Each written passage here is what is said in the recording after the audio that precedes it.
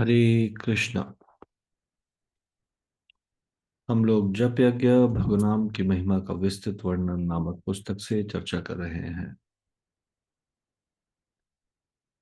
हम इसके छठवें भाग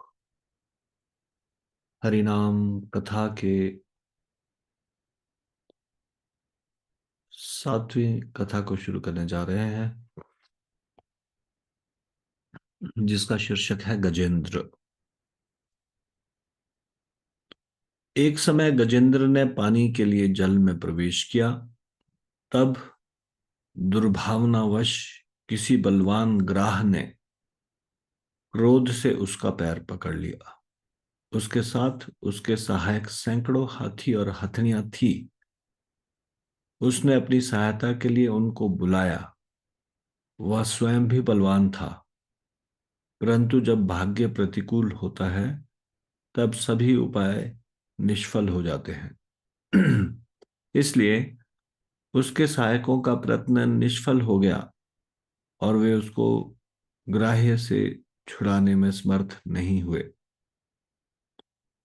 वे तट पर खड़े होकर रोने और चिल्लाने लगे। अब उसको अपने बल का ही भरोसा रह गया। ग्राह के साथ युद्ध करते हुए उसको 1000 वर्ष बीत गए। कभी हाथी ग्राह को खींचकर जल से बाहर ले आता, कभी ग्राह हाथी को खींचकर जल में ले जाता। इस युद्ध को देवताओं ने बहुत आश्चर्य से देखा। जब हाथी का बल घटने लगा तब उसके मन में चिंता बढ़ी।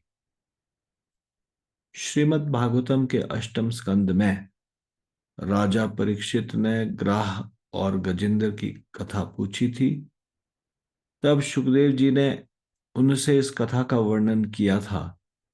तात्पर्य यह है कि जब तक हाथी को अपने बल का, सहायकों का तथा हथनियों का भरोसा रहा, तब तक उसने भगवान का स्मरण नहीं किया।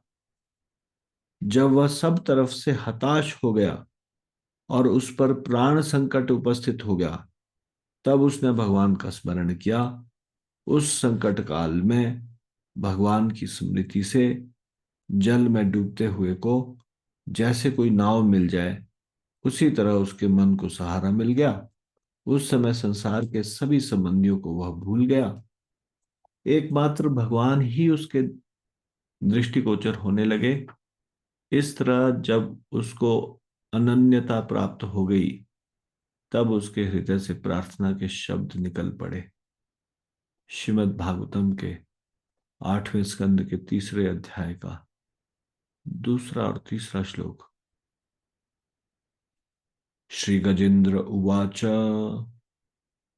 ओम नमो भगवते तस्मै यत् एतच्चिदात्मकम् पुरुषायादि बीजाय परेशायाभिधीमहि यस्मिन्निदं यच्चेदं येनेदं य इदं स्वयं योऽस्मात् परस्माच्च परस्तं प्रपद्ये स्वयं भुवम्।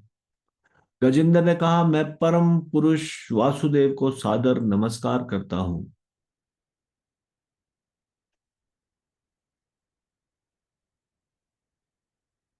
उन्हीं के कारण यह शरीर आत्मा की उपस्थिति के फलस्वरूप कर्म करता है। अतएव वे प्रत्येक जीव के मूल कारण है। वे ब्रह्मा तथा शिव जैसे महापुरुषों के लिए पूजनीय है और वे प्रत्येक जीव के हृदय में प्रविष्ट है। मैं उनका ध्यान करता हूं।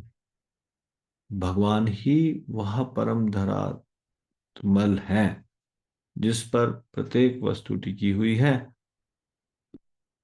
वे वह अवयव है जिससे प्रत्येक वस्तु उत्पन्न हुई है, तथा वे वह पुरुष है जिसने सृष्टि की रचना की और जो इस विराट विश्व के एकमात्र कारण है। फिर भी वे कारण कार्य से पृथक है।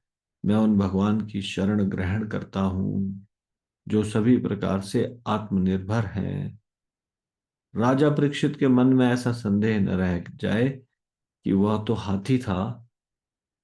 तमोगुण पशु पक्षियों में अधिक होता है। इससे भगवान की स्मृति और स्तुति उसके मन में कैसे जागृत हुई? इसलिए कहा, श्री बादरायणी रुवाच एवं व्यवस्थित बुद्धयो समाधाय मनोहृदि जजाप परमं जाप्यम प्रागजन्मन्य अनुशिक्षितम।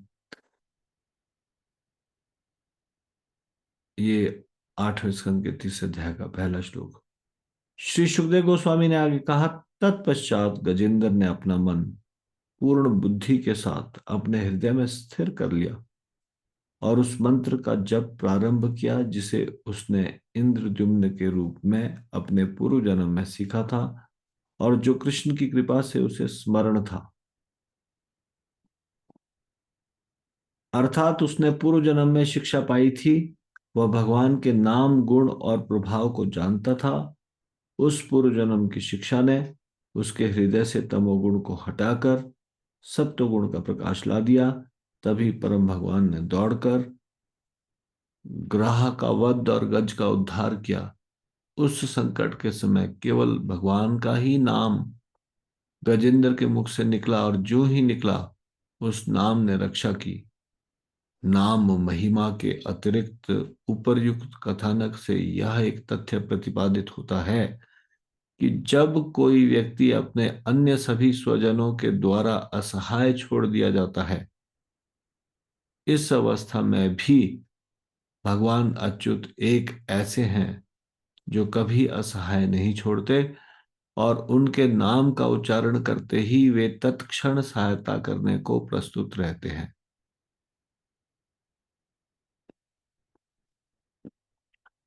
श्रीमद् भागवतम में ये कथा 8वें स्कंद के दूसरे, तीसरे और चौथे अध्याय में वर्णित है।